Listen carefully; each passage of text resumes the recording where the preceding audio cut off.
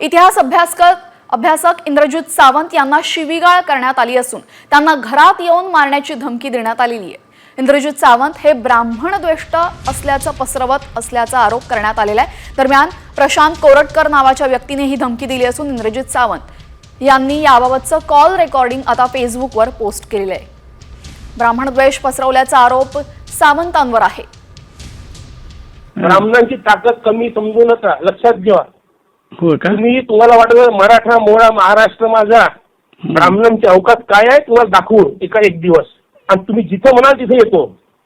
किती मराठा एकत्र करा तुम्ही, लक्षात घ्या। या दम असेल तर या। समजलं? शिवाजी ब्राह्मणांबद्दल इतके वाईट विषारी काय बोललो? विषारी काय बोललो? विषारी बोलले तुम्ही? कुठल्या रेफरन्सने बोलले? कुठल्या पुस्तकाच्या रेफरन्सने बोलले तुम्ही? काय माहिती तुम्हाला? कुठला विदेशी माणूस इथे आला इतिहास जमा करायला, मला सांगा ना। तुम्ही छत्रपती शिवाजी महाराजांना देशापर्यंत पोहोचणारा भालजी पेंढारकर पहिला ब्राह्मण होता, लक्षात घ्या। हो का? तुमचा छत्रपती कुठे गेला असता काही माहित नसतं पडलं, लक्षात घ्या। आता ऐका, तुमचं नाव काय?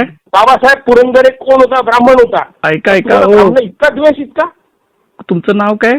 काय बोलता तुम्ही? माझं प्रशांत कोरटकर, गुगलवर सर्च करा। प्रशांत कोरटकर। पळायचं काय?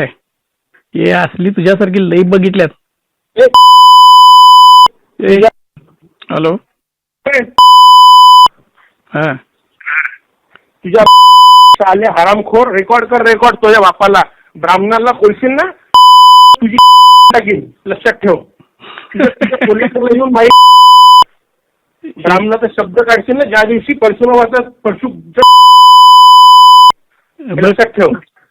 याच्यानंतर तुला किती मारेल बघ। परशुरामाला की नाही आमच्या श्रीरामानं 4 वेळा तुम्ही साले लोक आहे, तुम्ही ब्राह्मणांना फक्त टार्गेट करता, हरामखोर हो।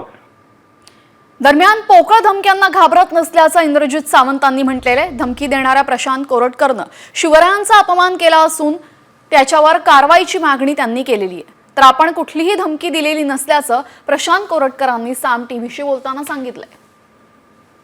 माझ्या धमकीबद्दल तर मी काय बोलायचा विषय नाही, कारण आपण सक्षम आहोत त्या विषयावर। पण शिवाजी महाराज आणि संभाजी महाराज यांच्याबद्दल जे आक्षेपार्ह भावना, वक्तव्य या उन्मादी व्यक्तीने व्यक्त केल्यात, त्याच्याबद्दल मात्र कारवाई झाली पाहिजे असं माझं म्हणणं आहे। पहिली गोष्ट तर इंद्रजित सावंत यांनी जे पोस्ट केलं त्याच्यानंतर मला सकाळपासून शेकडो फोन आले। पहिली गोष्ट, हा कॉल माझा नाही, हा आवाज माझा नाही, आणि आजच्या टेक्नॉलॉजीच्या याच्यामध्ये कोणी कोणाचे नाव घेऊन फोन करेल आणि शहानिशा न करता त्यांनी सरळ, हा इतका कळीचा मुद्दा आहे सध्या, छावा सिनेमानंतर इतकं झालेलं आहे, आणि मुद्दाम जातीचं लक्षात ठेवून फ्रेम करून हा आरोप केलेला दिसतोय मला। पोलीस आयुक्तांना भेटणार आहे, मी सायबरकडे तक्रार करणार आहे की माझी शहानिशा न करता अशा पद्धतीचा कोळसा कोणी कॉल करून ती सरळ एवढ्या मोठ्या माणसांनी सोशल मीडियावर टाकणं ही अतिशय चुकीची गोष्ट आहे।